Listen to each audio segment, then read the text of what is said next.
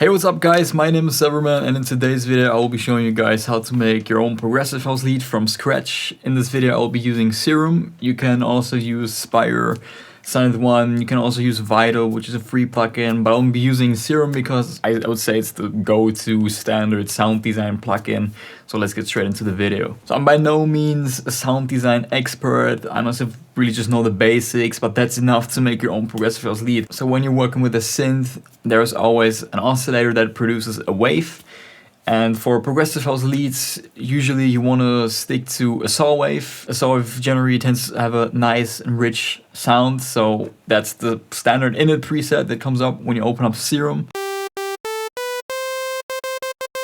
It sounds quite boring like that, but that's what we're going to use as a base. So first of all, how I'm going to do my layering is I'm going to make a mono layer that will be sort of the main layer for the whole lead stack that we're going to create. And then after that, we got the mono layer, we're going to do some supportive side synths, stereo synths. So as I said, we're going to stick to the saw wave. And what I like to do first is to change the envelope of the sound. So what's the envelope? With the envelope, you can select how the sound behaves over time.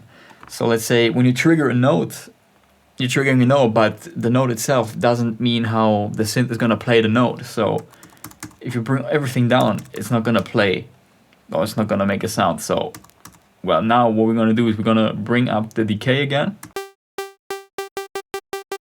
And the sound is basically reproducing this wave right here. So it's a very short sound now. And I'm doing this in order to make the sound a bit more plucky, a bit more punchy. And if we bring back up the sustain now, you can tell that there's more punch to the sound.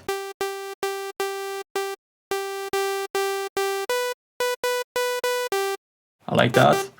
Then bring up the release a little. This will help to, or makes the melody less choppy. And so what I've done is I've prepared this melody from my track Lost Diamond, just so that we have something to reference the sound to.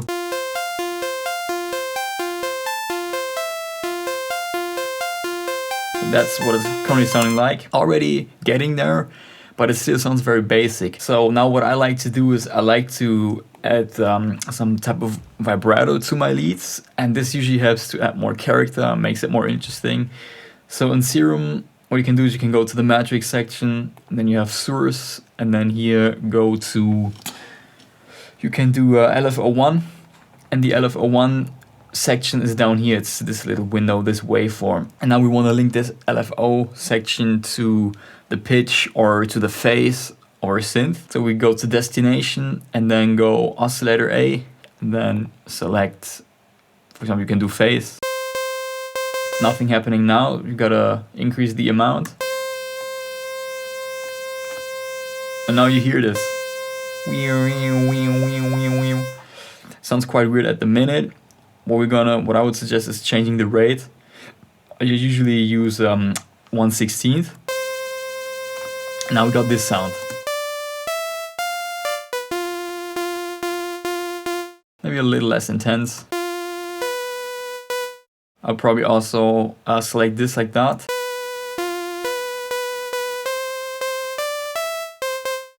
Maybe a little bit more sustain.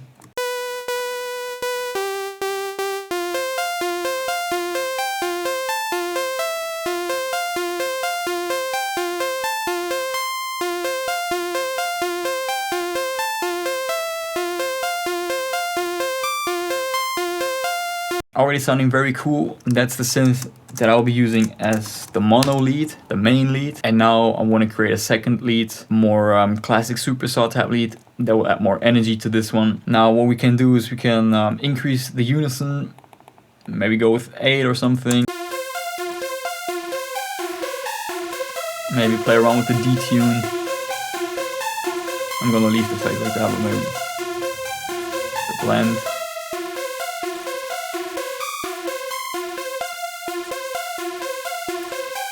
I'm also gonna reduce the amount of the vibrato on this one.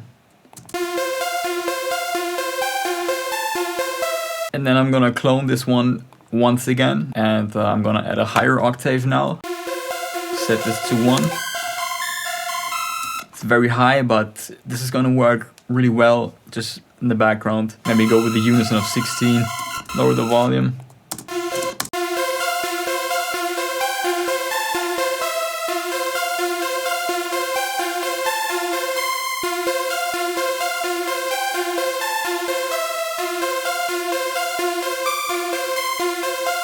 Already sounding very cool. So now we got again the mono lead, we got our support lead, which is stereo, we got the second support lead, which is also playing a higher octave. And now what we could do is, oops, no, I don't want to lead this. What we could do is we could add another one that's playing an octave lower. So just add some more body to the leads. And we could also change the waveform. You don't have to use saw waves only, obviously. It's the end of the stylistic choice. You can do whatever the heck you want. What I often like to do is adding a square wave. So how do you open up a square wave? Just click in here in this little box, and then go to analog, and then you have basic shapes.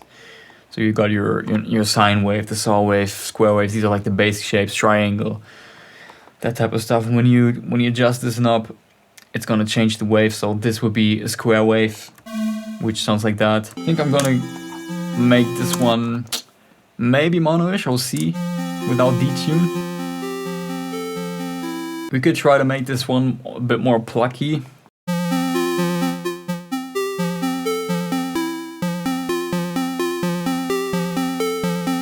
Like that.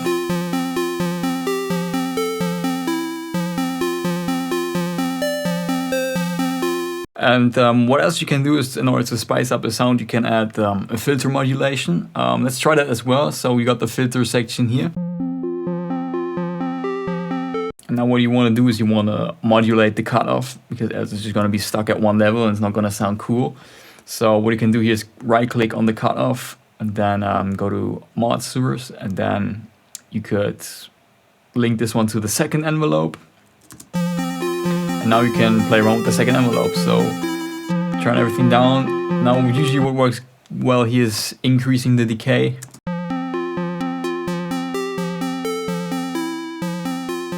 Yeah, something like that already sounds cool. What we could do here is maybe add some chorus to make it sound a bit more interesting.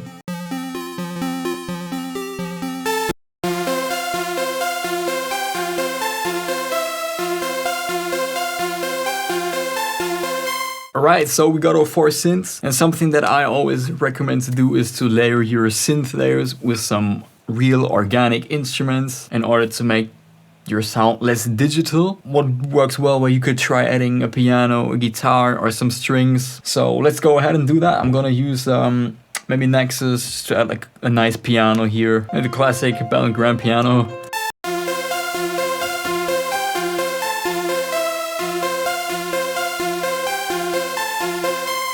It sounds dope. Then let's try a staccato string. I'm a huge fan of staccato strings. Let's just go with Flex. It's a native FL Studio plugin, and then there you have this Essential Strings library, and then just try the all string staccato preset.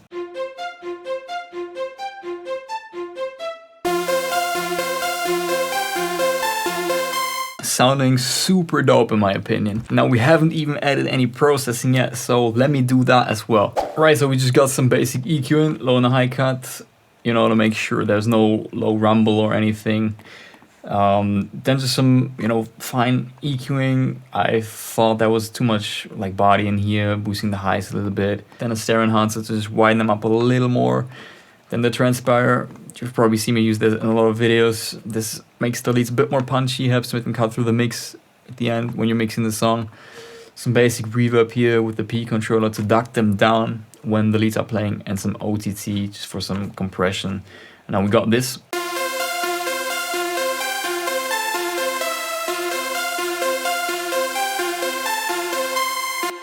Sounds super fat in my opinion, and as you can see, super simple process. To show you what these layers would sound like with other famous progressive house melodies, this is the Don't You Worry Child melody.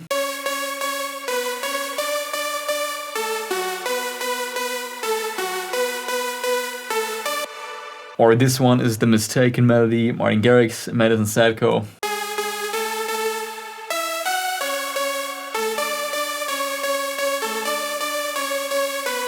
So I hope you guys enjoyed this little progressive house lead sound design tutorial. Let me know what else you want to see on the channel, maybe a bassline tutorial. Make sure to leave a like, subscribe if you haven't already, and I will see you guys in the next one. Bye bye.